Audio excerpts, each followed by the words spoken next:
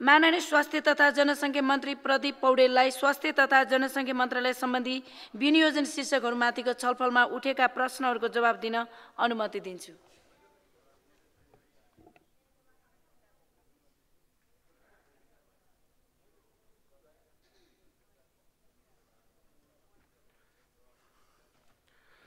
सम्माननीय सभामुख महोदय, यो अवसरका लागि हार्दिक आभार प्रकट गर्न चाहन्छु। आगामी आर्थिक वर्ष 2082-83 को नेपाल सरकारद्वारा प्रस्तुत मन्त्रालयगत विनियोजन शीर्षक स्वास्थ्य तथा जनसङ्ख्या मन्त्रालयको तर्फबाट पेश भएका कार्यक्रमहरू उपर माननीय ज्यूहरूबाट स्वास्थ्य क्षेत्रको समुन्नतिका लागि राख्नुभएको रचनात्मक सुझाव, विशेष प्रस्ताव र टिप्पणीका लागि हार्दिक आभार व्यक्त गर्न चाहन्छु।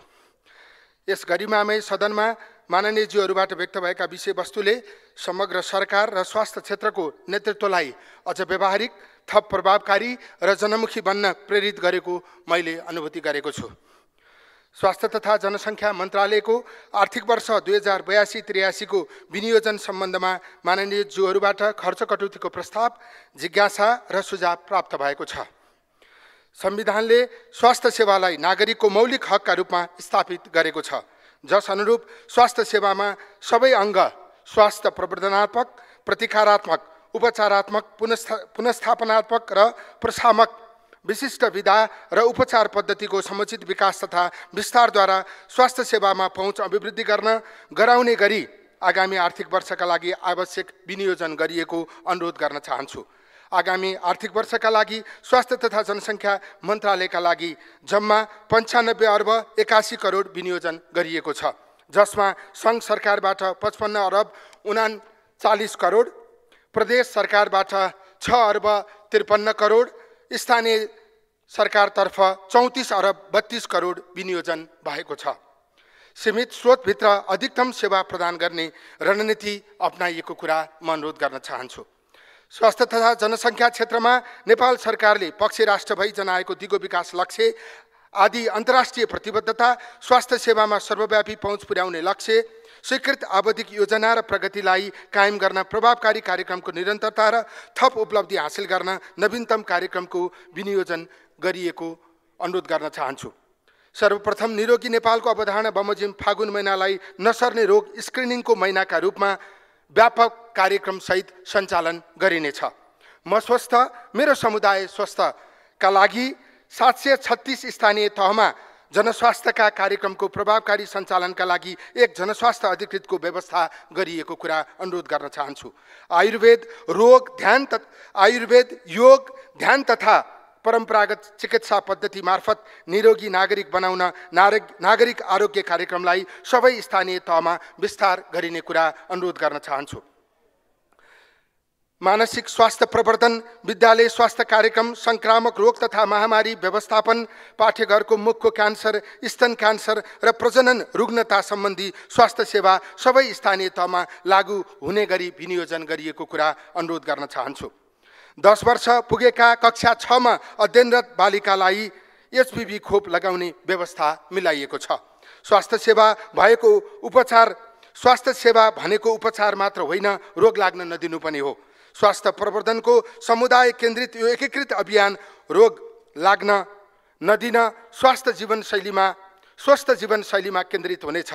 पछिल्लो समय अस्वस्थकर जीवनशैलीले बढ्दो नसर्ने रोगको भार कम गर्न नेपालको स्वास्थ्य प्रणालीमा यो अभियानले नयाँ आयाम थप्ने विश्वास लिएका छौँ। स्थानीय तह मार्फत गुणस्तरीय आधारभूत स्वास्थ्य सेवाको व्यवस्थापन गर्न निर्माण सम्पन्न भएका आधारभूत अस्पतालको तीनै तहको सहकारीमा सङ्घ सरकारबाट चिकित्सक सहित औजार उपकरण उपलब्ध गराई श्रावण 1 गतेदेखि सञ्चालनमा ल्याइनेछ। निर्माणाधीन आधारभूत अस्पतालको सम्पन्नता र निर्माण सुरु नभएका स्थानीय तहमा सुरुवात गर्न रणनीतिक स्थानको म्यापिङ कार्य भइरहेको कुरा अनुरोध गर्न चाहन्छु। जनशक्ति, उपकरण र पूर्वाधार एकीकृत व्यवस्थापन नहुँदा सेवा प्रवाहमा आइरहेको समस्यालाई मध्यनजर गर्दै सेवाका आधारमा स्वास्थ्य पूर्वाधारको विकास गर्ने गरी मन्त्रालयले आवश्यक काम अगाडि बढाइरहेको विषय राख्न चाहन्छु। स्वास्थ्य बीमा बोर्डको ओएनएम प्रक्रिया अन्तिम चरणमा पुगेको छ। प्रविधिमा स्तरोन्नति, सबै किसिमका सामाजिक स्वास्थ्य सुरक्षाका कार्यक्रम एकीकृत ढङ्गबाट बिमा मार्फत सञ्चालन, बीमित सेवाग्राहीलाई सबै किसिमको सुविधा थैली, सेवा प्रदायक अस्पतालमा स्वास्थ्य बिमाको शोध भर्ना, भुक्तानी बाँकी रहेको बक्यौता तत्काल फरफारक गरिने गरी व्यवस्था गरिएको छ। स्वास्थ्य बिमालाई थप प्रभावकारी बनाउन सम्पूर्ण पक्षमा सुधार गरिनेछ। बिमासँग सम्बन्धित सम्पूर्ण कानुनी व्यवस्था लागू गरिनेछ।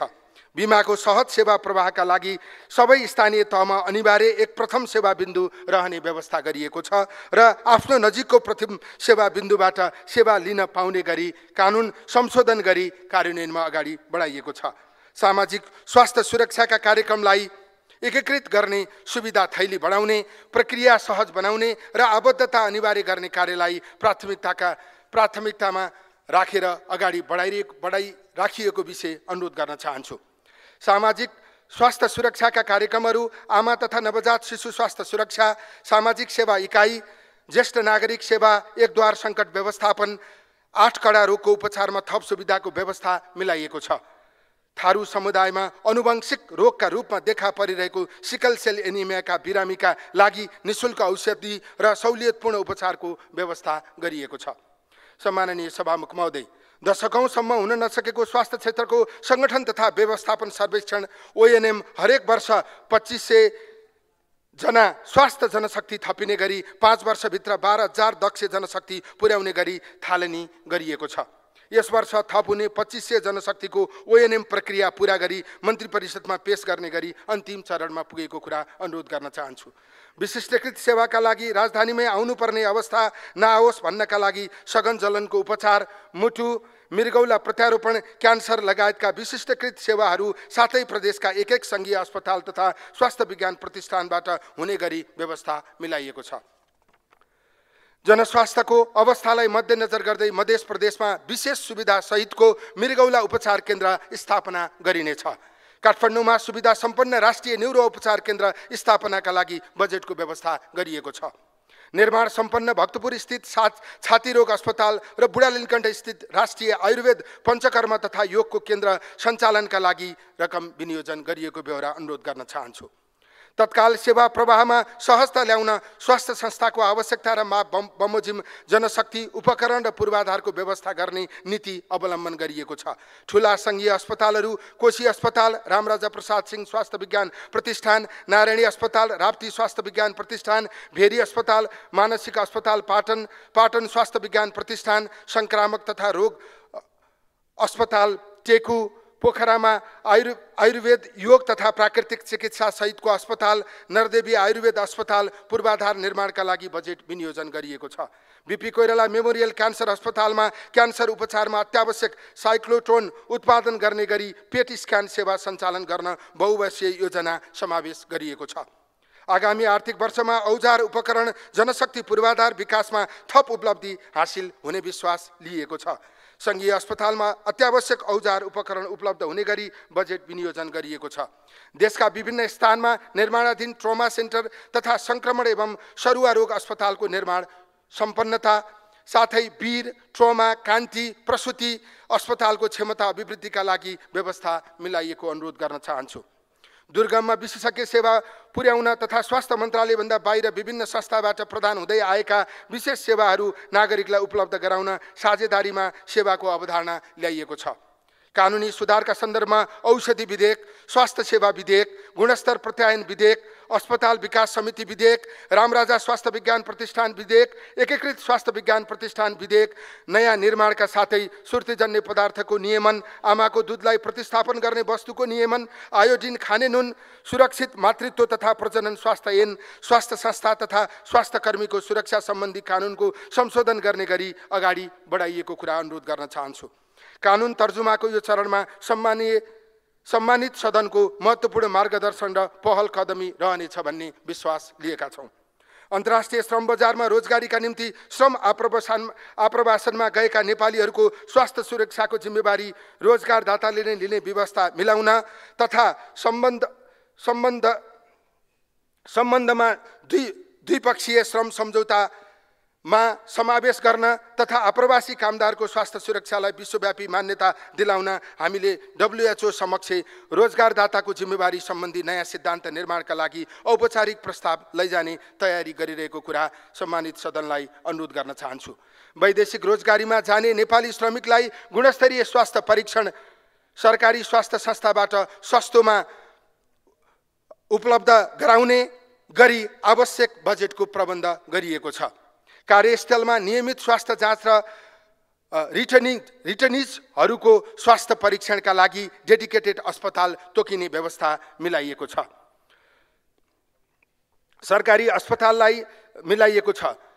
अस्पताललाई शिक्षण अस्पतालको रूपमा प्रयोग गरी थप स्वास्थ्य जनशक्ति उत्पादन गर्न शिक्षा मन्त्रालयसँग सहकार्य गरिनेछ। जलवायु परिवर्तन जन्य सङ्कटबाट उत्पन्न जनस्वास्थ्यका चुनौतीहरूलाई सम्बोधन गर्न छुट्टै क्लाइमेट हेल्थ रेजिलेन्ट युनिट स्थापना गर्ने व्यवस्था मिलाइएको छ। क्लाइमेट हेल्थ समिट अन्तर्राष्ट्रिय स्तरमा क्लाइमेट हेल्थ समिट नेपालमा आयोजना गर्ने गरी कार्यक्रम तय गरिएको छ। देश विकासमा जनसाङ्ख्यिक लाभांशको अधिकतम उपयोग हुने गरी राष्ट्रिय जनसङ्ख्या नीति स्वीकृतिको अन्तिम चरणमा पुगेको अनुरोध गर्न चाहन्छु। आयुर्वेद तथा वैकल्पिक चिकित्सा क्षेत्रको सर्वाङ्गीण विकास तथा विस्तारका लागि 10 वर्षे रणनीतिक योजना तय गरिएको छ। जटिल रोगको उपचार र सरकारी अस्पतालमा विशेषज्ञ सेवा विस्तारका साथै सेवा क्षमता अभिवृद्धिका लागि विशेष योजनाहरू लागू गरिएको कुरा अनुरोध गर्न चाहन्छु। आधारभूत स्वास्थ्य सेवालाई तीनै तहका सरकार मिलेर थप व्यवस्थित र प्रभावकारी बनाउन सहकार्यगत प्रणाली विकास गरिनेछ। साथै विशिष्टकृत सेवालाई देशका सबै भूगोल र क्षेत्रका नागरिकहरूको सहज पहुँचमा पुर्याउन क्रमशः सेवा विस्तार गरिनेछ। अस्पतालमा उपचार गर्न जाँदा हुने भिड व्यवस्थित गर्न, फार्मेसीमा हुने लामो लाइनलाई व्यवस्थित गर्न, शल्यक्रियाको समयमै पालो मिलाउन, ओपिडी लगायतको सेवा लिने नागरिकलाई ठुलो कठिनाई र लामो समय पर्खनुपर्ने अवस्थाको अन्त्य गर्न डिजिटल प्रणालीमा जाने गरी कामको थालनी भएको छ। स्वास्थ्य सेवालाई प्रविधिको माध्यमबाट जोड्दै एकीकृत राष्ट्रिय स्वास्थ्य प्रणालीको विकास गरिनेछ। विश्व स्वास्थ्य सङ्गठनको मापदण्ड गरिनेछ। स्वास्थ्य सेवा तीनवटै तह र अन्य निकायसँग समेत उत्तिकै सम्बन्धित छ। यो जिम्मेवारीलाई मध्यनजर गर्दै तहगत र निकायगत समन्वय र सहकार्यमा सेवा व्यवस्थापन गर्न जनस्वास्थ्य समिति र विषयगत समितिलाई क्रियाशील गराइएको छ। समस्या समाधानका लागि सहकार्यलाई अझ मजबुत बनाउँदै बजेट तथा बजेट कार्यान्वयनको सन्दर्भमा तीनै तह मिलेर कार्य गर्ने गरी व्यवस्था मिलाइएको छ। यस अवस्थामा आगामी आर्थिक वर्षमा विनियोजित बजेट कुल बजेटको हाराहारीमा जम्मा 5% मात्रै हुन आउँछ। अन्तर्राष्ट्रिय मान्यता अनुसार यो बजेट निकै कम हो। स्वास्थ्यमा लगानी अपुग छ, त्यसमा पनि माननीयज्यूहरूले खर्च कटौतीको प्रस्ताव गर्नुभएको छ। म यसलाई फिर्ता लिइदिनका निम्ति विनम्रतापूर्वक अनुरोध गर्न चाहन्छु। साथै स्वास्थ्य तथा जनसङ्ख्या मन्त्रालयको शीर्षक अन्तर्गत आफ्नो जिज्ञासा सुझाव र भनाइ राख्नु हुने माननीयज्यूबाट प्राप्त प्रश्नको समूहकृत सार संक्षेपमा केही स्पष्ट गर्न चाहन्छु। दरबन्दी बढाउनुपर्छ, पूर्वाधार मात्र भएर हुँदैन भन्ने विषयमा मन्त्रालयले आगामी आर्थिक वर्षको बजेटबाट नै व्यवस्थापन गर्ने गरी क्रमशः 5 वर्षमा 12,000 दरबन्दी बढाउन लागेको कुरा मैले अनुरोध गरिसकेको छु। यो वर्ष 2500 दरबन्दी थप हुने बेहोरा पनि म अनुरोध गर्न चाहन्छु। निजी अस्पतालहरूमा 10% निःशुल्क सुविधाको जुन विषय छ, अहिले बेडमा मात्रै सुविधा दिने भनेर भनिएको छ। बेडमा पुग्न पहिला रजिस्ट्रेसन हुनु पर्यो, रजिस्ट्रेसन भएपछि ओपिडीमा परीक्षण हुनु पर्यो, त्यसपछि उसलाई बेडमा राख्न आवश्यक छ कि छैन भनेर ल्याब परीक्षण गर्नु पर्यो। त्यहाँ कहीँ पनि सुविधाको व्यवस्था गरिएको छैन। बिरामी एकैचोटि बेडमा पुग्दैन। त्यसैले सुरुवातदेखि नै 10% सुविधा दिने गरी व्यवस्था गर्न खोजिएको कुरा म अनुरोध गर्न चाहन्छु। उच्च पदस्थ नेताको उपचार गर्ने व्यवस्था अहिले 2077 मा पास भएको ऐनबाट नै अन्त्य भएको कुरा म अनुरोध गर्न चाहन्छु। उच्च पदस्थ अथवा कुनै पनि राजनीतिज्ञ अथवा कुनै पनि नेपालीको विदेशमा उपचार गर्नका निम्ति राज्य कोषबाट रकम नदिने व्यवस्था पहिल्यै भइसकेको कुरालाई म विनम्रतापूर्वक राख्न चाहन्छु। यदि हाम्रा अस्पतालहरूमा विश्वसनीयता बढाउन जरुरी छ, विश्वसनीयता बढाउने हो भने म कृपया अनुरोध गर्न चाहन्छु नेपालका सबै उच्च पदस्थ राजनीतिज्ञहरू, उच्च पदस्थ निजामती क्षेत्रको नेतृत्व, उच्च ढङ्गबाट आर्थिक नियममै बसेर आर्थिक आम्दानी गर्ने व्यवसायीहरू सबैले सरकारी अस्पतालमा उपचार गर्न जरुरी छ। आज सरकारी अस्पतालमा उपचार गर्नका निम्ति एकदमै सुविधा सम्पन्न क्याबिनको पनि व्यवस्था गरिएको छ। त्यसैले सरकारी अस्पताललाई विश्वास गरेर सबैले विदेश जाने होइन, स्वदेशमै नेपालकै अस्पतालहरूमा उपचारका निम्ति म अनुरोध गर्न चाहन्छु। आयुर्वेद औषधिको अनुसन्धान, उत्पादन र प्रयोगलाई प्राथमिकता दिई नीति तथा कार्यक्रम मार्फत प्रवर्धन गर्न जरुरी छ। मान्यज्यूसँग हामी पूर्ण रूपमा सहमत छौँ। त्यसको लागि स्वास्थ्य प्रवर्धनात्मक विद्यालयको अवधारणालाई कार्यान्वयनमा ल्याउनका लागि एकीकृत विद्यालय स्वास्थ्य तथा नर्सिङ सेवा सञ्चालन अगाडि बढाइएको छ। सँगसँगै विद्यालय तहमा स्वास्थ्य विषयलाई अनिवार्य गर्ने गरी व्यवस्था मिलाउन शिक्षा मन्त्रालयसँग सहकार्य भइरहेको कुरा पनि म अनुरोध गर्न चाहन्छु। जङ्क फुडको विज्ञापनमा कडाइका साथ प्रतिबन्ध लगाई जनस्वास्थ्यको संरक्षणमा ध्यान दिनुपर्छ। यो स्वास्थ्यलाई प्रतिकूल असर गर्ने जति पनि उत्पादनहरू छन् त्यसको बारेमा हामीले उद्योग मन्त्रालयसँग सहकार्य गरेर थप कानुनी व्यवस्थाहरू गर्न जरुरी छ।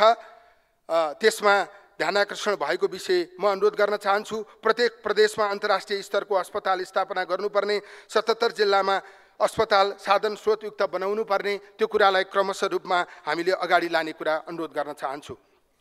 गाउँघरमा निर्माण गरिएका 5, 10, 15 अस्पतालका बारेमा मैले अघि नै अनुरोध गरिसकेको छु। निर्माण भइसकेका अस्पतालहरू श्रावण 1 गतेदेखि सञ्चालन हुने गरी सबै तिनै तहका सरकारहरूसँग मिलेर काम गरिरहेको कुरा अनुरोध गर्न चाहन्छु।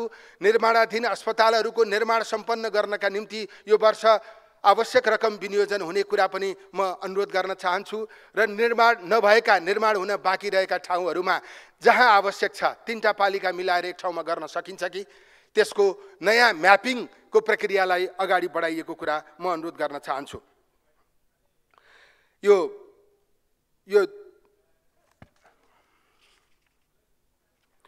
त्यसपछि स्वास्थ्य बीमा कार्यक्रमको सुदृढीकरण सम्बन्धी स्वास्थ्य बीमाबाट विशिष्टकृत स्वास्थ्य सेवा र कडा रोगको उपचार लगायत स्वास्थ्य बीमा सफल बनाउन 40 अर्ब आवश्यक हुन्छ। जम्मा 10 अर्ब मात्रै विनियोजन भएको कुरा मान्यज्यूले वास्तविक कुरा राखिदिनु भएको छ। बीमा अन्तर्गत औषधि उपलब्ध हुँदैन, बीमा सफल बनाउने स्पष्ट योजना छैन।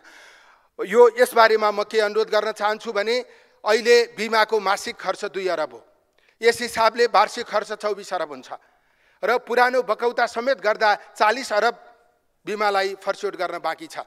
हामीले फर्स्योड गर्न बाँकी रहेको रकम एकदमै छिटो फरफारक गर्ने कुरा बजेटमा माननीय उपप्रधानमन्त्रीज्यूले पनि व्यक्त गरिसक्नु भएको छ र म पनि त्यसलाई दोहोऱ्याउन चाहन्छु। र यदि सरकारले आवश्यक रकम पूर्ण रूपमा लगानी गर्न नसक्ने हो भने यसको आम्दानीको वैकल्पिक बाटो खोज्नुपर्छ। त्यसमा हामीले प्रस्ताव गरेका छौँ। सङ्गठित क्षेत्रलाई बिमामा जोड्न आवश्यक छ। सङ्गठित क्षेत्रले आफ्नो तलबको 1% योगदान गर्ने अनि रोजगारदाताले 1% थप गरिदिने हो भने हाम्रो सरकारी सङ्गठित क्षेत्रबाट मात्रै बिमालाई 1 वर्षमा झन्डै 40 अर्ब आम्दानी हुन सक्छ। गैर सरकारी क्षेत्रको सङ्गठित दायरालाई पनि बिमासँग जोड्ने हो भने हामीले एकै वर्ष 1 खरबभन्दा बढी आम्दानी गर्न सक्छौँ। त्यसैले सरकारले यो दायित्व पुरा गर्न नसक्ने हो भने सङ्गठित क्षेत्रलाई बिमासँग जोड्ने, नागरिकको योगदानमा आधारित बिमा प्रणाली विकास गर्ने हामीसँग वैकल्पिक बाटो छ। त्यो बाटो अनुसार समस्या समाधान गर्नका निम्ति हामीले प्रस्ताव गरेका छौँ। त्यसमा सम्मानित संसदबाट पूर्ण रूपमा सहयोग पुग्ने विश्वास हामीले लिएका छौँ। अस्पतालको व्यवस्था कमजोर छ। बिरामीको भार धेरै, उपकरण र जनशक्ति कम भएको, निजीलाई बढी लाभ हुने काम भएको, खास गरी सरकारी स्वास्थ्य संस्थाहरूलाई व्यवस्थित गर्न जरुरी छ। किनकि मध्यमवर्गीय आर्थिक हिसाबबाट कमजोर सम्पूर्ण जनसमुदाय सरकारी अस्पतालमा जान्छ। त्यसैले सरकारी अस्पताललाई सुधार गर्नका निम्ति खाली काउन्टर थपेर मात्रै पुग्दो रहेनछ, त्यसको जनशक्ति थप गर्नुपर्ने रहेछ जति मानिसहरू जानुहुन्छ उहाँहरूको उपचार गर्ने गरी डाक्टरै उपलब्ध छैन, नर्स नै उपलब्ध छैन, रेडियोग्राफर र रेडियोलोजिस्ट नै उपलब्ध छैन भने, अथवा त्यहाँ एमआरआई नै छैन, सिटी स्क्यानै छैन, एमआरआई गर्न दिनमा 100 जना जानुहुन्छ, एमआरआईको क्षमता जम्मा 24 जनाको मात्रै छ भने त्यसले उपचार उपलब्ध गराउन सक्दैन। त्यसैले अब अस्पतालको नयाँ जग खन्ने र नखन्ने बारेमा हामीले पुनर्विचार गरौँ। तर जुन अस्पताल सञ्चालनमा छ त्यसलाई व्यवस्थित ढङ्गले सञ्चालन गर्नका निम्ति त्यसमा जनशक्ति थपौँ, उपकरण थपौँ, पूर्वाधार पनि व्यवस्थित बनाऊँ। त्यसो गर्यो भने मात्रै सरकारी अस्पतालहरूको उपचार क्षमता वृद्धि हुन सक्छ। अहिले निजी क्षेत्रमा नि धेरै ठुलो लगानी छ, त्यसलाई पनि नीति नियमभित्र राखेर व्यवस्थित ढङ्गले सञ्चालन गर्ने गरी अगाडि बढाउन आवश्यक छ। म त्यो अनुरोध गर्न चाहन्छु। सरकारी अस्पताललाई गुणस्तरीय स्वास्थ्य सेवा प्रदान गर्न आवश्यक सबै सुविधा र पूर्वाधार सहित सक्षम बनाउनु पर्नेमा जोड, स्वास्थ्य बिमामा केन्द्रित नभएको बजेट, स्वास्थ्य निशुल्क बनाउने गरी अस्पतालमा ध्यान नपुगेको अवस्था जुन मान्यज्यूले प्रश्न राख्नु भएको छ, यसमा हामीले बिमाका बारेमा एकदमै धेरै गृह कार्य गरेको स्थिति छ। हामीसँग पूर्ण कन्टेन्ट सहितको प्रतिवेदन तयार छ। त्यसलाई अहिलेको मौजात कानुनले जे व्यवस्था गरेको छ त्यसलाई सम्पूर्ण रूपमा लागू गर्ने भनेर बजेटमा पनि भनिसकिएको स्थिति छ र यो फरफरक एकदमै तुरुन्तै छिटै गर्ने भन्ने कुरा पनि सरकारबाट आइसकेको स्थिति छ। अरू व्यवस्थापनका निम्ति मान्यज्यूले भन्नुभएको जस्तो बिमामा सुधार भयो भने मात्रै नेपालको उपचार क्षेत्रमा व्यापक सुधार हुन सक्छ। त्यस निम्ति हामी लागिरहेको कुरा अनुरोध गर्न चाहन्छु। स्वास्थ्य क्षेत्रमा सुधार गर्न नसकेको बजेट, डाक्टर उत्पादन त बढ्यो तर धेरै डाक्टर विदेशिएका छन्। नेपाल सरकारले डाक्टरलाई देशमै राख्नका लागि ठोस कदम चाल्नुपर्छ। साथै 8औं तहको विज्ञापन पनि खुलेको छैन। निजी क्षेत्रमा काम गर्दा डाक्टरहरू कठिनाइ भोगिरहेका छन्। यस सन्दर्भमा मैले अघि नै अनुरोध गरेँ, यो वर्ष यो ओएनएम क्याबिनेट पुग्ने अवस्थामा पुगेको छ। 2500 को ओएनएम स्वीकृत भइसकेपछि लोकसेवा आयोगले यो वर्ष 700 डाक्टरको विज्ञापन खोल्नेछ, 900 नर्सको विज्ञापन खोल्नेछ, स्वास्थ्य प्राविधिकको विज्ञापन पनि त्यसअनुसार खोल्ने व्यवस्था अब हुनेछ। खास गरी यो जनशक्ति विदेश पलायन पनि म भन्दिनँ, विदेशतिर आकर्षित हुनुको खास कारण मेरो विचारमा यो जनशक्तिलाई विशिष्टकृत क्षमता भएको जनशक्ति भनेर भन्ने गरिएको छ, तर त्यस अनुसार रेकग्नाइज गरिएको छैन। डाक्टरको तलब, 8औं तहको अफिसरको तलब र यता सामान्य प्रशासनतिरको अफिसरको तलबमा के अन्तर छ? विशिष्टकृत क्षमता, म यो देशको मन्त्री हुँ, मैले कुनै पनि बिरामीको उपचार गर्न सक्दिनँ, तर मैले गर्न नसक्ने काम डाक्टरले, नर्सले, स्वास्थ्यकर्मीले गर्नुहुन्छ। त्यसबापत हामीले उहाँहरूलाई थप इन्सेन्टिभ दिन सकिरहेको छैन। उहाँहरूलाई छुट्टै स्वास्थ्य सेवा ऐन बनाएर उहाँहरूलाई विशिष्टकृत क्षमता भएको जनशक्ति हो भनेर हामीले रेकग्नाइज गर्न जरुरी छ। त्यस निम्ति हामीले तयारी गरिरहेको विषयलाई म यहाँ राख्न चाहन्छु। अझ भयानक समस्या त के छ भने यहीँ रहनुभएका पनि सबै भ्यालीभित्र मात्रै बस्न चाहनुहुन्छ। मैले धेरै पटक भनेको छु, डडेलधुराको अस्पतालमा स्थायी दरबन्दीको एउटा मेसो मात्रै हुनुहुन्छ, गजेन्द्र नारायण अस्पतालमा स्थायी दरबन्दीको एउटा मेसो मात्रै हुनुहुन्छ। त्यसैले उहाँहरूलाई थप इन्सेन्टिभ दिएर यसको कानुन बनाएर हामीले उपत्यकाभन्दा बाहिर लिएर जाने परिस्थिति बनाउन सक्नुपर्छ। त्यसैले अब पहिला कोभिड भयो, कोभिड भइसकेपछि डाक्टरहरू, नर्सहरूले एकदमै जोखिममा काम गर्नुभयो, तर उहाँहरूले त्यो जोखिममा काम गरे बापतको रकम राज्यले अहिलेसम्म उपलब्ध गराउन सकेको छैन। त्यो मैले आफैलाई भनेको। अब कुनै दिन महामारी भयो भने उपचार त डाक्टर र नर्सले नै गर्ने हो अथवा स्वास्थ्य कर्मीले नै गर्ने हो। त्यसैले अब स्वास्थ्य सेवा ऐनभित्र हामीले प्रष्ट ढङ्गबाट लेखौँ, यदि महामारी भयो भने स्वास्थ्य कर्मीहरूको तलब जति छ त्यसको ठिक डबल हुनेछ। हामीले नियममा, कानुनमै लेख्ने व्यवस्था गरौँ। यस्तो केही उहाँहरूको पेशागत सुरक्षा हुने स्थिति हामीले बनायौँ भने अब अहिले पढ्न जानका निम्ति तलबी विधा, बेतलबी विधाको व्यवस्था छ। तालिम लिन जानका निम्ति न तलबी व्यवस्थाको सुविधा छ। त्यसैले त्यसमा पनि कानुन परिवर्तन गर्न जरुरी छ। यो सबै कुरामा गृह कार्य गरिरहेको कुरा म अनुरोध गर्न चाहन्छु।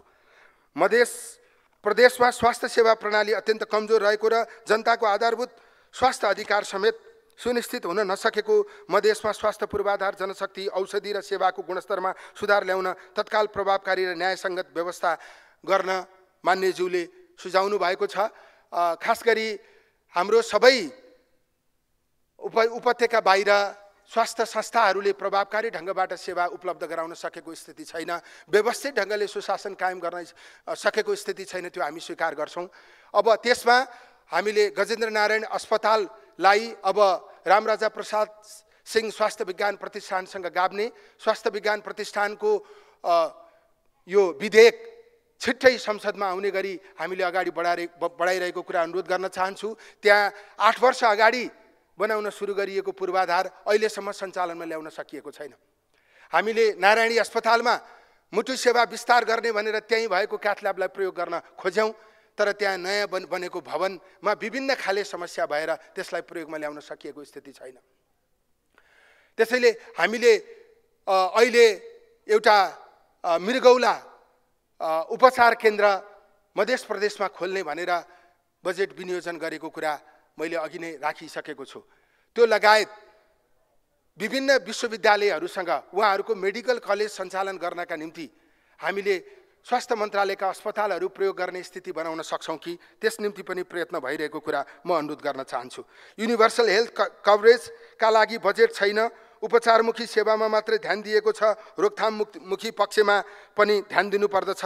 कृत्रिम बुद्धिमत्ता AI को प्रयोग स्वास्थ्य क्षेत्रमा गरिनुपर्दछ। खास गरी उपचारात्मक प्रणाली पनि आवश्यकता अनुसार पूर्ण रूपमा व्यवस्थित हुन सकेको छैन, त्यसमा हाम्रो प्रयास जारी छ। मान्यज्यूले राख्नु भएको यो निरोधात्मक क्षेत्रमा काम गर्नका निम्ति हामीले 736 जना जनस्वास्थ्य अधिकृत यो पटक हरेक पालिकामा राख्ने, महानगर बाहेक, महानगर र उपमहानगर बाहेक अन्त हरेक पालिकामा राख्ने भनेर व्यवस्था गरेको कुरा म अनुरोध गर्न चाहन्छु। हामीले केही महिना अगाडि HPV खोप 15 लाख किशोरीहरूलाई उपलब्ध गरायौँ। अब 10 वर्षका 6 कक्षा पढ्ने किशोरीहरूलाई नियमित रूपमा वार्षिक रूपमा त्यो खोप उपलब्ध हुने व्यवस्था गरिएको छ। त्यो लगायत निरोधात्मक क्षेत्रमा अन्य काम गर्ने गरी तयारी भइरहेको कुरा पनि म अनुरोध गर्न चाहन्छु। स्वास्थ्य सेवामा सकारात्मक पक्षहरू पनि छन्। विदेशीहरू समेत नेपाल आएर सेवा लिइरहेका छन्। मेडिकल कलेजहरूलाई आपतकालीन अवस्थामा जोडिनुपर्ने, औषधि व्यवस्था विभाग, प्रिभेन्टिभ प्रोमोटिभ मेडिसिनमा न्यूनतम बजेट विनियोजन गरिएको छ। यो प्राथमिकताको विषय हो र यसलाई त्यसअनुसार अगाडि बढाउने गरी कार्यक्रम बनाइएको कुरा म अनुरोध गर्न चाहन्छु। बजेटमा AI प्रणालीलाई पनि समावेश गरिएको कुरा म अनुरोध गर्न चाहन्छु। आवश्यक स्थानहरूमा सुत्केरी केन्द्र, बर्थिङ सेन्टरको निर्माण गरिनुपर्दछ। अब यो छुट्टै बर्थिङ सेन्टर बनाउने कुरा राज्यको क्षमताबाट सम्भव नहुने जस्तो देखिन्छ। त्यसैले जुन हरेक वडामा हामीले स्वास्थ्य चौकी, बुझिने भाषामा भन्दा स्वास्थ्य चौकी राख्ने जुन व्यवस्था गरिएको छ, त्यो स्वास्थ्य चौकीमा बर्थिङ सेन्टरको पनि विकास गर्ने गरी कम खर्चमा बढी सेवा उपलब्ध हुने स्थिति निर्माण गर्न सकिन्छ कि त्यसमा प्रयत्न भइरहेको कुरा म अनुरोध गर्न चाहन्छु। प्रदेश र सङ्घीय अस्पताल पालिकामा रहेको अस्पताललाई विशिष्टकृत अस्पतालमा परिवर्तन गर्नुपर्ने। अब यो खास गरी हामीले स्वास्थ्य प्रणाली कसरी विकास गर्ने भन्ने कुरामा हामी प्रष्ट हुनुपर्छ। हामीलाई स्वास्थ्य चौकीमा पनि MRI चाहिएको छ। स्वास्थ्य चौकी आधारभूत उपचार सेवा उपलब्ध गराउने संस्था हो। आधारभूत उपचार सेवा यो सङ्घीय सरकारले आवश्यक बजेटको व्यवस्था गरिदिएर स्थानीय तहबाट उपलब्ध हुने हो। त्यसैले अब स्थानीय तहले उपलब्ध गराउने त्यो आधारभूत स्वास्थ्य सेवा कति प्रभावकारी छ, त्यसलाई प्रभावकारी बनाउन सकियो भने विशिष्टकृत उपचार सेवा प्रदान गर्ने अस्पतालहरूमा आजको भिड घटेर जान्छ। सबै त्यहाँ जानुपर्ने बाध्यता अन्त्य हुन्छ। नेपालको संविधानले आधारभूत स्वास्थ्य सेवा निःशुल्क भनेको छ। त्यो निःशुल्क भनिएको स्वास्थ्य सेवा उपलब्ध गराउने स्वास्थ्य चौकीले हो। त्यस हुनाले अब सबै अस्पतालले विशिष्टकृत सेवा उपलब्ध गराउन सक्ने नसक्ने कुरामा हामी टुङ्गोमा पुगौँ। त्यसपछि कुन अस्पतालले के सेवा उपलब्ध गराउने त्यसमा प्रष्ट भौँ अनि त्यस आधारमा अस्पतालको विकास गर्ने प्रणाली व्यवस्थित गरियो भने उपयुक्त हुन्छ भन्ने मलाई लाग्छ। त्यस सन्दर्भमा माननीयज्यूहरूसँग थप परामर्श गर्ने कुरा अनुरोध गर्न चाहन्छु। जलन उपचारका लागि छुट्याइएको बजेट देखिँदैन। म अनुरोध गर्न चाहन्छु यो वर्ष जलन उपचारका निम्ति 12 करोड विनियोजन गरिएको छ, त्यो यथेष्ट छैन। त्यसलाई अरू सामुदायिक क्षेत्रबाट पनि सहयोग लिएर थप गर्ने गरी अगाडि बढ्ने कुरा अनुरोध गर्न चाहन्छु। साथै प्रदेशमा जलन उपचारको शैय्या रहेको अस्पताल हामीले तोकेको कुरा पनि म अनुरोध गर्न चाहन्छु। कम्तीमा 5 वटा प्रमुख रोगहरूको उपचार निःशुल्क हुनुपर्छ। रौतहटमा एउटा मेडिकल कलेज राखिनुपर्छ। एउटा मेडिकल कलेज राख्दा के आपत्ति भयो? म त 74 सालदेखि नै भन्दै आए, अहिले पनि रौतहटमा सुविधा सम्पन्न अस्पताल छैन। यसमा खास गरी पहिले 8 वटा रोगहरूमा 1 लाख दिने व्यवस्था गरिएको थियो र बिमा निर्देशिकामा अर्को थप 1 लाख दिने गरी प्रबन्ध गरिएको रहेछ। हामीले बिमा बोर्डलाई त्यो लागू गर्नका निम्ति भनिसकेका छौँ। अन्य अनावश्यक खर्च कटौती गरेर 8 वटा रोगमा 2 लाख दिने व्यवस्था कार्यान्वयन गर्नका निम्ति हामीले प्रक्रिया अगाडि बढाएको अनुरोध गर्न चाहन्छु। यसमा हामीले 14 वर्ष मुनिका बालबालिकाको उपचार, क्यान्सर उपचार नेपालका 5 वटा अस्पतालमा हुने व्यवस्था गरेको कुरा अनुरोध गर्न चाहन्छु। त्यसपछि स्ट्रोक जस्तो, पक्षघात जस्तो रोगको महँगो औषधि पनि नेपालका 3 अस्पतालमा निःशुल्क रूपमा उपलब्ध गराएको कुरा यहाँहरूलाई अनुरोध गर्न चाहन्छु। हेमोफेलियाको औषधि पनि अन्तर्राष्ट्रिय संस्थाको सहयोगमा निःशुल्क रूपमा उपलब्ध भइरहेको कुरा म अनुरोध गर्न चाहन्छु। अब रौतहटमा मेडिकल कलेज खोल्ने कुरामा असहमति जनाउनु पर्ने कुनै कारण छैन, तर अब राज्यको क्षमता मा आधारित भएर ती कुराहरू कति अगाडि लान सकिन्छ यसमा पनि सकारात्मक रहेको कुरा म अनुरोध गर्न चाहन्छु। स्वास्थ्य संस्थाहरूमा आवश्यक जनशक्ति औषधिको व्यवस्था हुनुपर्दछ। जनशक्तिको बारेमा मैले अघि नै अनुरोध गरेँ। हामीले सुनेका छौँ अस्पतालका फार्मेसीहरूमा औषधि पाइँदैन भनेर भन्ने गरिएको छ, जबकि जति चाहिन्छ त्यो सबै औषधि बेच्ने हो भने अस्पताललाई नाफा हुन्छ। आफ्नै संस्थालाई नाफा हुने काम पनि किन गरिँदैन? त्यसैले हामीले भनेका छौँ अस्पतालको फार्मेसीमा औषधि नपाइने कुरा गैर कानुनी हो। आज सबै अस्पतालमा पहिलेभन्दा औषधिको क्षमता वृद्धि भएको छ। सबै औषधि राख्ने कुरामा के समस्या भयो भनेर प्रश्न गर्दा अब समयमा खरिद गर्न सकिँदैन, त्यसको खरिद विधि प्रक्रिया पनि एकदमै अप्ठ्यारो छ। अनि सबै औषधि 100% औषधि राख्ने कुरा सम्भव पनि हुन्न भनेर उहाँहरूले भन्ने गर्नुहुन्छ। त्यसैले हामीले 80-85% औषधि कम्तीमा राख्ने गरी व्यवस्था मिलाउन खोजिरहेको कुरा अनुरोध गर्न चाहन्छु। सुरेश वाग्ले मेमोरियल क्यान्सर अस्पतालमा म अनुरोध गर्न चाहन्छु, यो पटक पेट स्क्यानका लागि रकम विनियोजन भएको कुरा अनुरोध गर्न चाहन्छु। सुरेश वाग्लेलाई त्यही आवश्यक थियो, आवश्यक उपकरण हामीले उपलब्ध गराउने। सुरेश वाग्ले टिचिङमा अनि भक्तपुर क्यान्सर अस्पतालमा पेट स्क्यानको व्यवस्था गरिएको कुरा पनि म सम्मानित सदनलाई अनुरोध गर्न चाहन्छु। कर्णालीमा अस्पताल त छन् तर जनशक्ति छैन, स्वास्थ्य चौकी छन् तर स्वास्थ्यकर्मी छैनन्, चिकित्सकको अभावले सेवा प्रभावकारी हुन सकेको छैन। माननीयज्यूसँग हामी पनि सहमत छौँ। मैले अघि नै पनि भने उपत्यकाभन्दा बाहिर जनशक्ति लाने कुरामा हामीले विशेष कानुनी व्यवस्था, थप इन्सेन्टिभ दिने व्यवस्था अनि उन्नयनका निम्ति सजिलो हुने व्यवस्था र जुन कानुनी व्यवस्था छ त्यसलाई कडाइका साथ लागू गर्ने व्यवस्था गर्न जरुरी छ। म त्यो अनुरोध गर्न चाहन्छु। माननीय सदस्यज्यूहरूले नेपालको स्वास्थ्य क्षेत्रका चुनौती र नागरिकका अपेक्षाहरूलाई अत्यन्त गहनताका साथ सदनमा प्रस्तुत गर्नुभएको छ। स्वास्थ्य सेवा तीनै तहका सरकारको दायित्वभित्र पर्दछ। आधारभूत स्वास्थ्य सेवा निःशुल्क र विशिष्टकृत स्वास्थ्य सेवा स्वास्थ्य बिमा मार्फत पुर्याउनु पर्ने हाम्रो लक्ष्य छ। यो नै आजको प्रमुख आवश्यकता हो। प्रदेश सरकार र स्थानीय तहबाट विभिन्न रोगका नाममा स्वास्थ्यका सामाजिक सुरक्षा अन्तर्गत दोहोरो सुविधा उपलब्ध गराउँदा ती सरकारहरूले आधारभूत स्वास्थ्य सेवामा हुनुपर्ने लगानी समेत कडा रोगमा खर्च गर्नु परिरहेको स्थिति छ।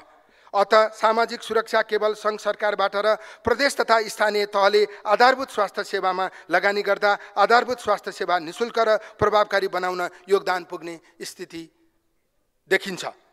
यही मान्यतालाई लागू गर्नका निम्ति प्रदेश सरकार र स्थानीय तहसँग समन्वय गरिरहेको कुरा म अनुरोध गर्न चाहन्छु। माननीय सदस्यज्यूहरूले भन्नुभए जस्तै पूर्वाधार निर्माण मात्रै स्वास्थ्य सुधारको पूर्ण समाधान होइन। भवन, उपकरण र शैय्याको सार्थकता तब मात्रै हुन्छ जब त्यहाँ दक्ष र उत्प्रेरित स्वास्थ्यकर्मीको उपस्थिति हुन्छ। यसै यथार्थलाई आत्मसात गर्दै हामीले एकीकृत स्वास्थ्य पूर्वाधार विकासको ठोस कार्ययोजना अगाडि सारेको कुरा अनुरोध गर्न चाहन्छु। सभामुख महोदय मार्फत म सदनलाई विश्वास दिलाउन चाहन्छु, स्वास्थ्य मन्त्रालय उपचारमुखी सेवामा मात्र होइन, नागरिकलाई रोग लाग्नै नदिन रोकथाममुखी र प्रवर्धनात्मक स्वास्थ्य कार्यक्रम तथा योजनामा समेत सन्तुलित लगानी गर्न प्रतिबद्ध छ। हाम्रा यी प्रयासहरू स्रोतको सीमितताभित्र रहेर स्वास्थ्यका कार्यक्रमहरूलाई केवल व्यवस्थापन गर्ने प्रशासनिक अभ्यास मात्रै होइन, संविधानले प्रत्याभूत गरेको मौलिक हकको रूपमा स्थापित गर्न चालिएका दृढ कदमहरू हुन् भन्ने हामीलाई लाग्दछ। यी प्रयासहरू केवल बजेट र कार्यक्रमको जोडघटाउ होइनन्, हामीले कल्पना गरेको लोकतान्त्रिक समाजवाद उन्मुख राज्यको मर्मलाई साकार पार्दै भविष्यमा सुदृढ, न्यायपूर्ण र दिगो स्वास्थ्य प्रणालीको स्पष्ट मार्गचित्र कोर्ने प्रतिबद्धताको व्यावहारिक प्रतिबिम्ब पनि हो। हामी सबैले सहकार्य गरेर हरेक नागरिकले गर्व गर्न सक्ने सुलभ, गुणस्तरीय र न्यायपूर्ण स्वास्थ्य प्रणाली विकास गर्नका निम्ति सँगसँगै लागौँ। त्यसका निम्ति आवश्यक पर्ने नीति तर्जुमा गर्ने सन्दर्भमा सम्मानित सदनबाट आवश्यक सहयोग प्राप्त हुनेछ भन्ने विश्वास राख्दै आफ्ना भनाइहरू अन्त्य गर्न चाहन्छु। धन्यवाद। जय नेपाल।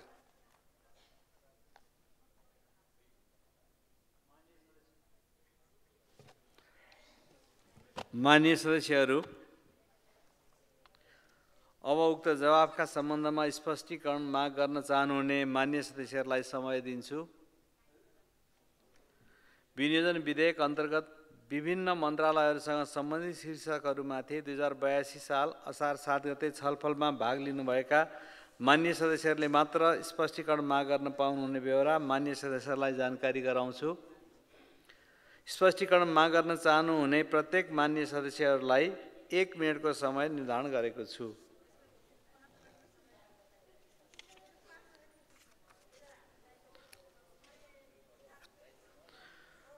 माननीय सदस्य अमनलाल मोदी।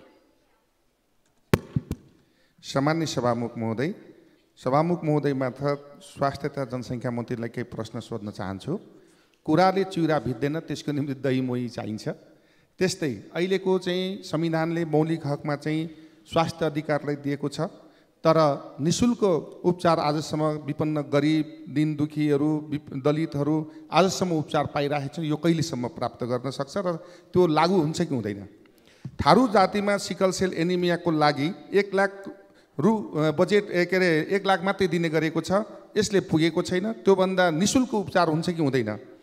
त्यस्तै कोशी हस्पिटललाई टिचिङ अस्पताल अर्थात् मेडिकल कलेज विस्तार हुन्छ कि हुँदैन?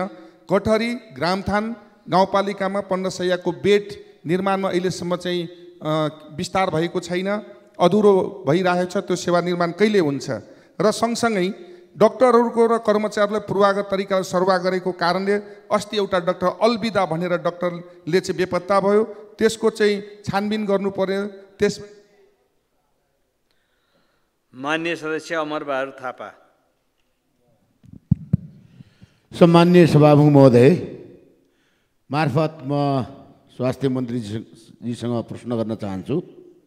हामीले संवैधानिक व्यवस्था गर्यौँ स्वास्थ्य निःशुल्क हुनेछ, तर स्वास्थ्य निःशुल्कको सट्टा अहिले बिमा गरेको पैसा पनि मन्त्रालयले के अरे हस्पिटलले प्राप्त गरिरहेको छैनन्। उहाँले देखाइसक्नुभयो करिब 40 अर्ब रुपियाँ नदिएपछि अनि बिमित मान्छेहरू अहिले यो स्वास्थ्य बिमाको पहिला एकदम प्रचारात्मक रूपले अब स्वास्थ्यलाई सुरक्षित गर्नुपर्ने भयो भनेर नागरिकमा थियो। अहिले नागरिकमा यो स्वास्थ्य बिमा गर्नु नै यो खर्च गर्ने कुरा मात्रै हो र यो यसले जाने काम गरेन र अहिले नागरिकहरूले जाने हस्पिटलमा गएर जाने त्यो जाने बिमा प्राप्त गर्न सकिरहेका छैनन्। यसलाई कसरी सरल बनाउने तरिका छ? स्वयं सरकारले नै पैसा नदिएपछि त्यो हस्पिटलले जाने कसरी उपचार गर्न सक्छ? यो विषयमा के छ? तर एउटा अर्को कुरा माननीय सदस्य माधव सापकोटा। सम्माननीय सभामुख महोदय, म सम्मान्यज्यू मार्फत स्वास्थ्य तथा जनसङ्ख्या मन्त्रीज्यूलाई के जिज्ञासा राख्न चाहन्छु। नेपालको संविधानको मौलिक हकमा नागरिकलाई आधारभूत स्वास्थ्य सुविधा निःशुल्क हुने व्यवस्था गरेको छ। स्वास्थ्य तथा जनसङ्ख्या मन्त्रालय अन्तर्गत यसका हकका लागि विभिन्न किसिमका औषधिहरू निःशुल्क वितरण हुँदै आएको पनि देखिन्छ भने राष्ट्रिय बिमा बोर्ड अन्तर्गत स्वास्थ्य बिमा पनि रहिआएको छ। तर स्वास्थ्य बिमाले र स्वास्थ्य मन्त्रालयले बाँड्ने औषधिका प्रकृति र प्रकार उस्तै प्रकृतिका छन्। यसरी डुप्लिकेसन हुँदाखेरि यो सुशासनको स्थिति देखेन। माननीय मन्त्रीज्यू, यसमा के अध्ययन छ र यसको व्यवस्थापन कसरी सोच्नु भएको छ? मानव अङ्ग प्रत्यारोपण केन्द्र भक्तपुरलाई जग्गा उपलब्ध गराउने प्रक्रिया कहाँ पुगेको छ? एक पालिका एक अस्पताल यो वैज्ञानिक भएन। यसलाई तत्काल वैज्ञानिक बनाउनका निमित्त के कस्ता योजनाहरू छन्? सरकारी अस्पतालमा घन्टौँसम्म लाइन बढ्नुपर्ने स्थितिको कुन विधिद्वारा कहिलेसम्म अन्त्य गर्ने हो? धन्यवाद। लाल सलाम। माननीय सदस्य शक्तिबहादुर बस्नेत। सम्माननीय सभामुख महोदय, संवैधानिक व्यवस्था अनुसार आधारभूत स्वास्थ्य सेवालाई परिभाषित गरेर 753 वटै स्थानीय तहबाट आधारभूत स्वास्थ्य सेवा प्रदान गर्ने बारेमा सरकारको के सोचाइ छ? विशेषज्ञ सेवालाई बिमामा आबद्ध गरेर आम जनताको स्वास्थ्यमा पहुँच सुनिश्चित गर्ने बारेमा सरकारको कार्यक्रमिक सोच कस्तो रहेको छ? मैले सैद्धान्तिक प्रतिबद्धता होइन, कार्यक्रमिक सोच के रहेको छ म यो जान्न चाहन्छु। दोस्रो कुरा, कर्णाली स्वास्थ्य विज्ञान प्रतिष्ठानले पिछडी क्षेत्रका 9वटा जिल्लामा स्वास्थ्य सेवा प्रदान गर्ने त्यसको चाहिँ फाउन्डेसन त्यो रहेको थियो। अहिले पिछडिएका 9 जिल्लामा कर्णाली स्वास्थ्य विज्ञान प्रतिष्ठान मार्फत स्वास्थ्य सेवा प्रवाह गर्ने बारेमा मन्त्रालयको सोचाइ के छ? अर्को कुरा, रेडियोग्राफी, डेन्टल लगायतका पेसाहरूले अघि मन्त्रीज्यूले भने जस्तो ओएनएममा समावेश भएन भन्ने बारेमा विरोध गरिराखेका छन्। यसलाई रिभिजिट गर्ने स्ट्यान्डर्ड अनुसार रिभिजिट गरी यसलाई रासनल बनाउने बारेमा मन्त्रीज्यूको के सोचाइ छ म जान्न चाहन्छु। धन्यवाद। माननीय सदस्य रमा कोइराला पौडेल। सम्माननीय सभामुख महोदय, मन्त्रीज्यूलाई म प्रश्न गर्न चाहन्छु। भक्तपुर दुवाकोटमा वीर हस्पिटल बनाउनको लागि रोकिएको जग्गामा कहिलेदेखि निर्माण कार्य सुरु हुन्छ? एउटा प्रश्न। दोस्रो, भक्तपुरको क्यान्सर हस्पिटल अत्यन्तै साँघुरो ठाउँमा छ, त्यसलाई सार्ने सोच छ कि छैन? दोस्रो प्रश्न।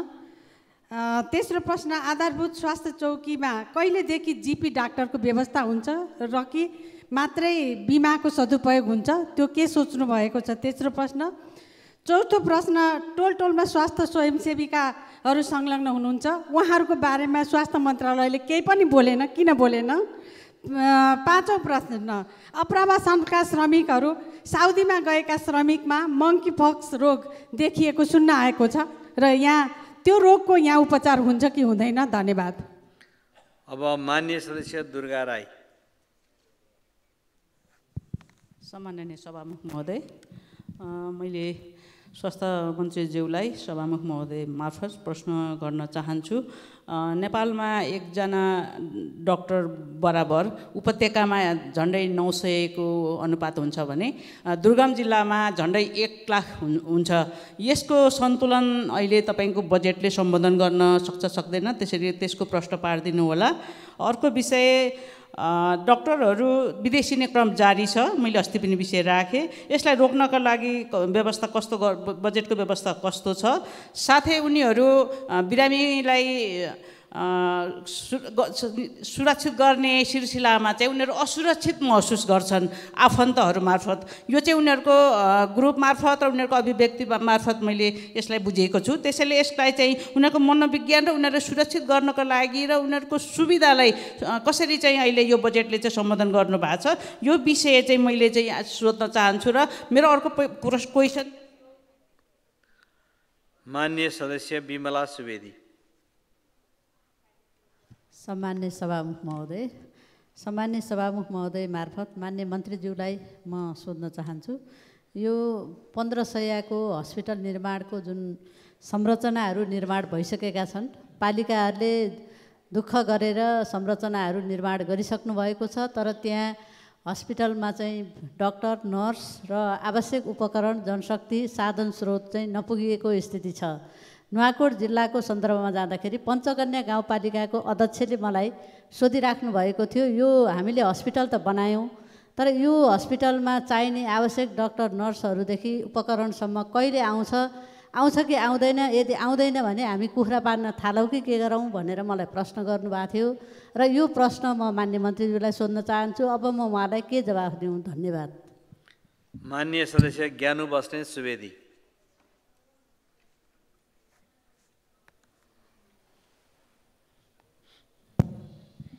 सम्माननीय सभामुख महोदय मार्फत म मन्त्रीज्यूलाई प्रश्न सोध्न चाहन्छु कि म बिमाकै सन्दर्भमा फेरि पनि थप जिज्ञासा राख्न चाहन्छु। यो बिमाको दाबी प्रक्रियामा रहेको जटिल र झन्झटिलो प्रक्रिया हटाउने योजना अझै पनि प्रश्न आएन, यसमा मन्त्रीज्यूको के छ? र त्यो सँगै यो बिमामै कागजातको अत्यन्तै बोजिलो प्रक्रिया छ र सीमित अस्पतालहरूमा मात्रै सेवा सुविधा पाउने यो जुन खालको सिस्टम छ, यसलाई हटाउनको लागि र सबै ठाउँमा सुविधा पाउने व्यवस्था गर्नको लागि मन्त्रीजीले के योजना सोच्नु भएको छ? र यो सरकारी अस्पतालमा भएको यो घन्टौँसम्मको जो लाइन लाग्ने दुःख पाउने सर्वसाधारणले जुन समस्या छ, यसलाई मन्त्रीजीले हलमा पनि उठाउनु भएको थियो सांसद हुँदै गर्दा, मन्त्री भइसकेपछि त्यस्तो केही देखिएको छैन र ठोस योजना के सोच्नु भएको छ भन्ने कुरा पनि म प्रश्न हुन चाहन्छु, जिज्ञासा राख्न चाहन्छु। धन्यवाद। माननीय सदस्य दीपा शर्मा। सम्माननीयज्यू मार्फत स्वास्थ्य मन्त्रीज्यूलाई मेरो जिज्ञासा राख्न चाहन्छु। पश्चिमका 24वटा जिल्लाले उपचार गर्न आउने भेरी अस्पताल नेपालगञ्जमा 2.5 अरबको चाहिँ प्रस्ताव गरिएको थियो, तर पैसा परेको छ 32 करोड जति, 32-35 करोड। यसले चाहिँ के काम गर्न सकिन्छ र कसरी उपचार चाहिँ दिने आम नागरिकलाई, त्यो क्षेत्रका पश्चिम क्षेत्रकालाई? त्यसै गरी प्रसुति गृहको अस्ति पनि भनेको थिएँ डिपिआर बनिसकेको छ गत वर्षको बजेटले, अहिले किन नराख्नुको कारण के कारण हो, किन नजरअन्दाज गर्नुभयो? र फरक अर्को कुरा छ, फरक फार्मेसीमा औषधिको मूल्य चाहिँ फरक मनपरी छ, यसको नियमन गर्ने कुरामा किन कमजोरी भएको छ? नियमनको कुरा के हो यो जान्न चाहन्छु। र सबै औषधिहरू फार्मेसीमा पाउने गरिएको छैन, फार्मेसीमा निश्चित औषधि मात्रै पाइन्छ, त्यसकारण यसको पनि व्यवस्था गर्ने के योजना छ? त्यसै गरी बिमाको चाहिँ झन्झटिलो प्रक्रिया कहिलेसम्म अन्त्य गर्ने, हटाउने योजना छ? धन्यवाद। माननीय सदस्य नारायणी शर्मा। सम्माननीय सभामुख मार्फत माननीय मन्त्रीज्यूलाई मैले प्रश्न गर्न चाहन्छु। स्वास्थ्य मौलिक हक हो, यो हामीले संविधानबद्ध पाएको अधिकारमा रहेर अहिलेसम्म सरकारले त्यो उपचारलाई त्यसरी चाहिँ दिन सकिराखेको छैन र यसै सिलसिलामा 1500 हस्पिटलहरूले जसरी नामको मात्रै भएका छन्, त्यहाँ न उपकरण छ, न डाक्टर छ, न नर्स छ, न कुनै औषधिले चाहिँ त्यहाँ ठाउँ पाएको छ। त्यसले गर्दा यो खालको स्थितिको अन्त्य कहिले हुन्छ? र दोस्रो कुरा, लमैको नगरपालिका जो लुम्बिनी प्रदेशको केही भूभाग ओगटेको ठाउँ पनि हो, त्यो ठाउँमा चाहिँ अहिले एकदम नाजुक अवस्था छ, सामान्य उपचार गर्न पनि बुटोल र नेपालगञ्ज रिफर गर्न पर्ने अवस्था छ। यसको अन्त्य कहिले हुन्छ? र यसकै सँगसँगै दाङको नाका क्षेत्र जोडिएका गाउँहरूमा त्यहाँका बिरामीहरू, खास गरी सुत्केरी महिलाहरू चाहिँ चेक गर्न नपाउने बाटोघाटोको समस्याको कारण भारतीय डाक्टरहरूलाई उनीहरूले भने बमोजिमको पैसा तिरेर चेक गर्ने। माननीय सदस्य रणेन्द्र बराली। सम्माननीय सभामुख महोदय मार्फत म जिज्ञासा राख्न चाहन्छु। अहिले प्राकृतिक उपचार र योग प्राणायामको असाध्य महत्त्व रहेको अवस्थामा राष्ट्रिय रूपमा नै सीता मेमोरियल योग तथा प्राकृतिक चिकित्सालय धुलीखेल अनुसन्धान केन्द्र धुलीखेल जुन स्थापित छ, त्यसलाई जसरी प्राथमिकतामा राखेर उद्यान गर्नुपर्ने हो, जहाँ विदेशबाट चीन लगायत विभिन्न देशबाट विद्यार्थीहरू पढ्न आइसकेका छन्, तर पूर्व प्रधानमन्त्री पुष्पकमल दाहाल प्रचण्डको श्रीमतीको नाम जोडिएको कारणले नै त्यसलाई धेरै त्यसरी अनदेखा गरिएको चाहिँ हामीले त्यहाँ चर्चामा पाएका छौँ।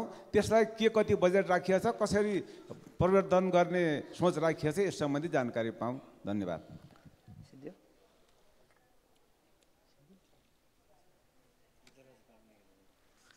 माननीय सदस्य हितराज पाण्डे। सम्माननीय सभामुखज्यू मार्फत माननीय स्वास्थ्य तथा जनसङ्ख्या मन्त्रीलाई जिज्ञासा राख्न चाहन्छु। बिमालाई सफल बनाउने बारे माननीय मन्त्रीज्यूले सदनको सार्वजनिक महत्त्वको विषयमा पनि र आज पनि चाहिँ योजना चाहिँ सुनाइ हुनुहुन्छ, त्यसलाई कार्यान्वयन गर्न केले रोक्या हो? म एउटा प्रश्न राख्न चाहन्छु। अब अर्को चालु आर्थिक वर्षमा लुम्बिनीलाई बर्थिङ हबको रूपमा विकास गर्ने भनेर पोहोर नै बजेटमा आएको थियो, त्यो कहाँ पुग्यो र के भयो? म दोस्रो यो प्रश्न गर्न चाहन्छु। तेस्रो, यो स्वास्थ्य क्षेत्रको जनशक्ति, चाहे त्यो डक्टरको कुरा होस् चाहे त्यो नर्सको कुरा होस्, यो नपुगेको भनेर भन्ने छ, नपुगेरै हो कि के हो? दरबन्दी जति जम्मै खाली हुने, अनि के भएर यो भएको छ? यो तीनटा जिज्ञासा म माननीय मन्त्रीज्यूसँग राख्न चाहन्छु। धन्यवाद। माननीय सदस्यहरू, अब माननीय स्वास्थ्य तथा जनसङ्ख्या मन्त्री प्रदीप पौडेललाई उक्त स्पष्टीकरणको सम्बन्धमा प्रश्न पार्न अनुमति दिन्छु।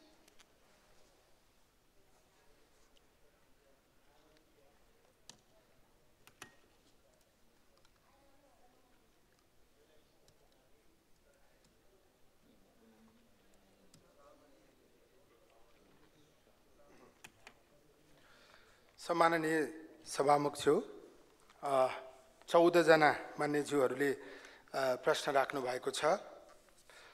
प्रश्नका लागि हार्दिक आभार प्रकट गर्न चाहन्छु। अमरलाल मोदीज्यूले 5 प्रश्न राख्नु भएको छ। अब यो निःशुल्क उपचार खोजे अनुसार प्राप्त भएको छैन, हामी स्वीकार गर्छौँ, तर यसको प्रणाली कस्तो छ भने हामीले जुन समुदायलाई लक्षित गरेर निःशुल्कको व्यवस्था गरेका छौँ, त्यो बाहेक अरूले पनि यसलाई प्रयोग गरिरहेको स्थिति छ। त्यसैले मलाई लाग्छ लक्षित समूहलाई निःशुल्क उपचार गर्ने प्रबन्धलाई व्यवस्थित गर्ने गरी अगाडि जानुपर्छ, त्यसमा प्रयास भइरहेको कुरा अनुरोध गर्न चाहन्छु। थारू जातिको लागि चाहिँ हामीले 4 वटा अस्पतालमा छुट्टै यो सिकल सेल वार्ड भनेर हामीले स्थापना गरेका छौँ र मित्रराष्ट्र भारतको सहयोगमा चाहिँ अहिले औषधि पनि निःशुल्क उपलब्ध गराउने प्रक्रिया अगाडि बढिरहेको कुरा म अनुरोध गर्न चाहन्छु। कोशी अस्पताललाई टिचिङ अस्पतालका रूपमा पूर्वाञ्चल विश्वविद्यालयले प्रयोग गर्ने भन्ने कुरा बिचमा आएको हो, तर पछि फेरि उहाँहरूले आफै खोल्ने भन्ने कुरा भइसकेपछि त्यो अगाडि बढ्न सकेन।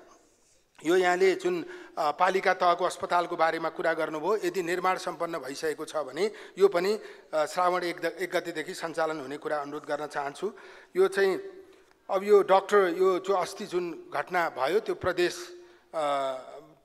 मातहतको अस्पतालमा भएको विषय हो, त्यसलाई हामीले आफ्नो ढङ्गबाट बुझिरहेको कुरा अनुरोध गर्न चाहन्छु।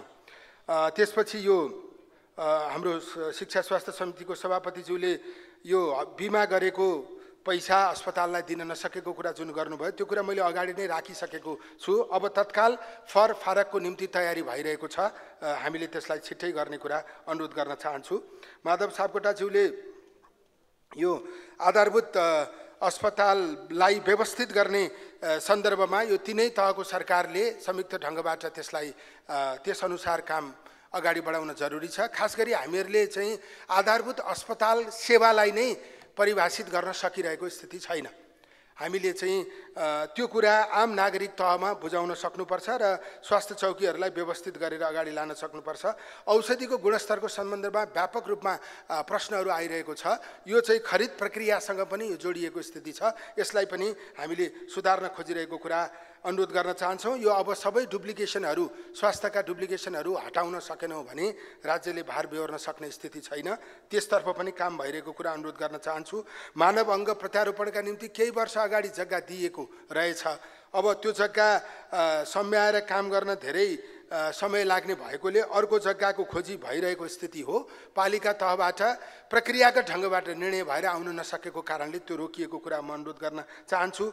यो एक पालिका एक अस्पताल जति बनिसक्यो, अब त्यसलाई प्रयोगमा ल्याउने, अब बन्न बाँकी रहेको ठाउँमा आवश्यकता अनुसार म्यापिङ गरेर अगाडि जाने गरी योजना बनाइएको कुरा अनुरोध गर्न चाहन्छु। माननीय शक्ति बस्नेतज्यूले आधारभूत अस्पतालको बारेमा जे कुरा राख्नुभयो त्यो मैले कुरा गरिसकेँ। यो विशिष्टकृत उपचार बिमा मार्फत प्रदान गर्ने व्यवस्था भयो भने यो चाहिँ अहिलेकै लगानीले पनि 2/3 क्षेत्र ओगट्न सक्छ।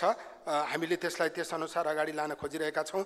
कर्णाली स्वास्थ्य विज्ञान प्रतिष्ठानको चाहिँ अब यो राकममा, दैलेखको राकममा अर्को अस्पतालका निम्ति पनि हामीले बजेट विनियोजन गरेर प्रक्रिया अगाडि बढाइरहेको, त्यसलाई व्यवस्थित गर्न खोजेको कुरा अनुरोध गर्न चाहन्छु।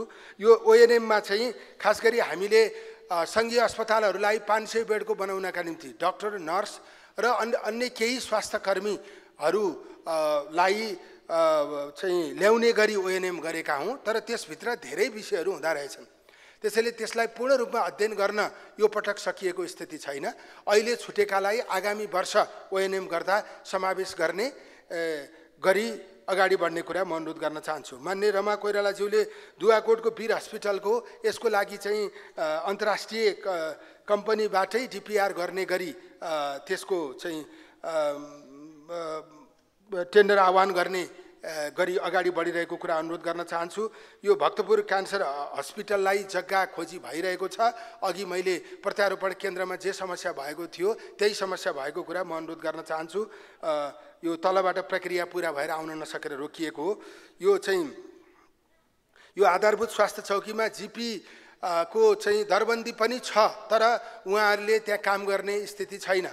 त्यसैले त्यो जिपी भनेको विशिष्टकृत उपचार प्रदान गर्ने जनशक्ति भएको कारणले आधारभूत स्वास्थ्य चौकीहरूमा एमबीबीएसले मात्रै पनि काम गर्न सक्ने स्थिति हुन्छ। त्यसैले त्यसलाई त्यस ढङ्गबाट प्रबन्ध गर्न खोजिएको छ। खास गरी आधारभूत उपचार निःशुल्क हुनुपर्छ, बिमाको खर्च त्यसमा हुने स्थिति हुनु हुँदैन। अनि टोल टोलमा स्वास्थ्य संस्था भनेको यो निगमनको कुरा मान्यज्यूले गर्नुभयो जस्तो लाग्छ। यसमा चाहिँ हामीले व्यवस्थित ढङ्गबाट सबै पक्षलाई कानुनको दायराभित्र ल्याउनुपर्छ। त्यसो भयो भने मात्रै यसको व्यवस्थापन हुनसक्छ। यो चाहिँ श्रमिकको त्यो साउदीबाट आउने श्रमिकहरूमा एमपक्स देखिएको उपचार सम्भव छ कि छैन जुन भन्नुभएको छ, त्यसमा चाहिँ यो शुक्रराज ट्रपिकल सेन्टरमा राख्ने र उपचार गर्ने प्रबन्ध गरिएको कुरा म अनुरोध गर्न चाहन्छु। माननीय दुर्गा राईज्यूले यो चाहिँ दुर्गम जिल्लामा 1 लाख बराबर एउटा डाक्टर, मैले त्यो कुरा अगाडि नै अनुरोध गरिसकेको छु। स्वास्थ्य जनशक्तिलाई बाहिर लाने हो भने हामी कसैले पनि आफन्तको चाहिँ भित्र ल्याइदेऊ भनेर सिफारिस गर्नु भएन। सबैले बाहिर जानका निम्ति प्रेरित गर्नु पर्यो र थप इन्सेन्टिभ दिने व्यवस्था गर्नु पर्यो। त्यो कुरा म अनुरोध गर्न चाहन्छु। यो डाक्टरहरू विदेशी नै कुराको मैले अघि नै अनुरोध गरिसकेँ। डाक्टरहरूलाई सुरक्षित गर्ने र अब यो करेन्सीको भ्यालुको आधारमा हामीले संसारको त्यो विकसित देशहरूको मुद्राको जुन मूल्य छ त्यसको आधारमा हाम्रो मूल्य एकदमै कम छ। त्यसैले त्यहाँ पाउने तलब र यहाँ पाउने तलबको कम्पेयर गर्यो भने जहाँ पनि बढी हुन्छ। त्यसकारण यो तिम्रो देश हो, तिमी यहाँ बसेर काम गरिदेऊ, सेवा गरिदेऊ, तिमीसँग त्यो क्षमता छ। त्यति मात्रै भनेर पुगेन। उसले जीवन जिउने, सुरक्षित ढङ्गले काम गर्ने र आफ्नो क्षमताको वृद्धि विकास गर्ने सजिलो अवसर प्राप्त गर्यो भने विदेशी नै स्थिति अन्त्य हुन सक्छ।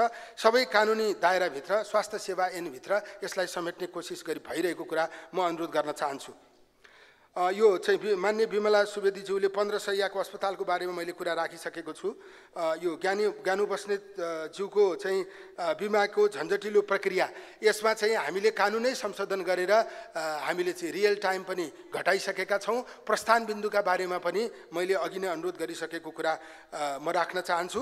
र अहिले चाहिँ भुक्तानी नभएको कारणले अस्पतालबाट चाहिँ हुने जुन खालको व्यवहार छ त्यो अन्त्य गर्नका निम्ति तत्काल फरफारक गर्ने गरी अगाडि बढेको कुरा अनुरोध गर्न चाहन्छु। मान्य दिपाज्यूले अघिल्लो वर्ष कति थियो र अहिले 32 करोड यो भएको छ। अब यसमा चाहिँ हामीले एकदमै गर्न कोसिस गर्दा पनि राज्यको क्षमता अनुसार यो बहुवर्षीय योजना अन्तर्गत रकम परेको कुरा अनुरोध गर्न चाहन्छु।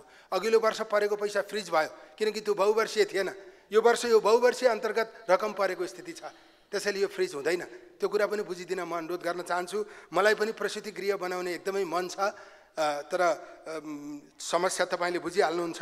र चाहिँ त्यहाँ चाहिँ हामीले थप उपकरणको पनि व्यवस्था गरेको कुरा म अनुरोध गर्न चाहन्छु। फार्मेसीमा औषधि नपाइने विषय मैले अघि नै सम्बोधन गरिसकेँ। मूल्य फरक हुने त्यसको व्यवस्थापन जरुरी छ, त्यो कुरा म अनुरोध गर्न चाहन्छु। त्यसपछि नारायणी शर्माज्यूले 15 शैय्याको कुरा गर्नुभएको थियो, त्यो मैले अगाडि नै अनुरोध गरिसकेँ। यो लमईको यो नगरपालिकाबाट सञ्चालन हुने अस्पतालमा हामीले थप बुझेर थप सुधार गर्ने कुरा अनुरोध गर्न चाहन्छु। मान्य रणेन्द्र बराइलीज्यूले यो प्राकृतिक उपचार आवश्यक छ, त्यसकै निम्ति हामीले नागरिक आरोग्य कार्यक्रम सबै पालिकामा सञ्चालन गर्न सुरु गरेका हौँ। धुलीखेलमा यो सीता मेमोरियल यो प्राकृतिक उपचार केन्द्रका बारेमा चाहिँ थप बुझेर अझै के गर्न सकिन्छ प्रयास गर्ने कुरा अनुरोध गर्न चाहन्छु। हितराज पाण्डेज्यूले बिमालाई सफल बनाउन योजना भनिरहनुहुन्छ, तर समस्या के छ? खास गरी मैले प्रस्तुत गरेको योजना एकदमै छिटो लागू होस् भन्ने मैले चाहेको हो, तर सरकारले चाहिँ क्रमशः लागू गर्ने गरी अगाडि बढाएको स्थिति छ। अहिलेको बजेटमै पनि कानुनमा भएका व्यवस्थाहरूलाई पूर्ण रूपमा लागू गरिनेछ भनेर भनिएको छ। त्यसबाट चाहिँ केही समस्या हल भएको स्थिति छ, फरक तत्काल गरिनेछ भनेर भनिएको छ। त्यसैले यो क्रमशः अगाडि बढ्दै गरेको कुरा अनुरोध गर्न चाहन्छु र ठ्याक्कै मैले भन्दा चाहिँ सङ्गठित क्षेत्रलाई बिमामा जोडौँ र बिमाको आम्दानी हुने स्थिति बनाऊ। अब यो सरकारले गरेन, अघिल्लो सरकारले पनि नगरेको, त्योभन्दा अघिल्लो सरकारले पनि नगरेको। अघिल्लो सरकारले पनि बजेट विनियोजन गर्दा 7.5 अरब विनियोजन भएको थियो। वार्षिक खर्च हुन्छ तपाईँको 40 अरब, विनियोजन हुन्छ 7 अरब। यो त बजेटरी नर्म्स अन्तर्गत त परेन नि। त्यस हुनाले हामी अब सरकारले त्यो सबै बजेटमा ल्याउनै सक्दैन। मान्यज्यूहरू त्यही ठाउँमा पुग्नुभयो भने पनि त्यो सम्भव छैन। यथार्थ कुरा के हो भने राज्यले सम्पूर्ण भार बोक्न सक्दैन। त्यो नसक्ने भएपछि विकल्प के हो त भन्दा नागरिक योगदानमा आधारित बिमा प्रणाली विकास गर्नुको अर्को कुनै विकल्प छैन। सङ्गठित क्षेत्रले त्यसअनुसार योगदान गर्नु पर्यो। 3500 तिर्न सक्नेले 3500 तिर्नु पर्यो। 3500 भन्दा बढी तिर्न सक्नेहरू कोही हुनुहुन्छ भने उहाँहरूलाई त्योभन्दा बढी चाहिँ तिर्ने, राजी खुसीका साथ तिर्ने स्थिति निर्माण गर्नु पर्यो। राज्यबाट आम्दानी हुने सबै क्षेत्रबाट थोरै भए पनि बिमामा योगदान पुग्ने स्थिति निर्माण गर्नु पर्यो। त्यसैले उपचार गर भनेको छ, अनि उपचार गर्ने पैसा नदिएपछि त उसले उपचार गर्नै सक्दैन नि। अस्पतालमा बकौता हुने कुरा स्वाभाविक हो नि। त्यसैले उसले आम्दानी गर्ने बाटो पनि हामीले बनाउन जरुरी छ। त्यस हुनाले त्यस ढङ्गबाट योजना ल्याइएको छ। पहिला योजना ल्याउने, त्यसपछि कार्यान्वयन गर्ने सिलसिला स्वाभाविक हो भन्ने लाग्छ। हामीले त्यसलाई त्यसअनुसार अगाडि बढाइएको छ। यो लुम्बिनीलाई बर्थिङ हब बनाउने बारेमा हामीले सामुदायिक क्षेत्रसँग कुराकानी गरिरहेका छौँ। त्यो परिणाममुखी बनिरहेको छैन, प्रयासरत रहेको कुरा म अनुरोध गर्न चाहन्छु। यो दरबन्दी खाली हुने कुरामा चाहिँ यो जस्तै उपत्यकामा दरबन्दीभन्दा बढी छ। म आफै पनि यहाँहरूलाई नढाटिकन भनिरहेको छु, तर उपत्यकाभन्दा बाहिर दरबन्दीमा जनशक्ति लानका निम्ति एकदमै अप्ठ्यारो छ। एउटा त पहुँच भएका मान्छेहरूले यसलाई यहीँ रोकिदिनुहोस्। अब अनि दोस्रो कुरा, बाहिरभन्दा सुरक्षित उपत्यकामा ठानिन्छ। बाहिर काम गर्ने सुरक्षित वातावरण छैन भन्ने पनि त्यो चाहिँ भनौँ न मेडिकल जनशक्तिको गुनासो छ। त्यसपछि यो आन्तरिक यो क्षमता अभिवृद्धिका निम्ति उपत्यकामा जुन अवसरहरू छ बाहिर त्यो छैन भन्ने पनि त्यस्तो खालको विषयहरू रहेको स्थिति छ। त्यसलाई सुधार गर्ने गरी काम गरिरहेको कुरा अनुरोध गर्न चाहन्छु। प्रश्नहरूका निम्ति हार्दिक आभार प्रकट गर्दै बिदा हुन्छु। जय नेपाल। माननीय सदस्यहरू, स्वास्थ्य तथा जनसङ्ख्या मन्त्रालय सम्बन्धी विनियोजन शीर्षक माथिको छलफल यही समाप्त हुन्छ। माननीय सदस्यहरू, माननीय कानुन न्याय तथा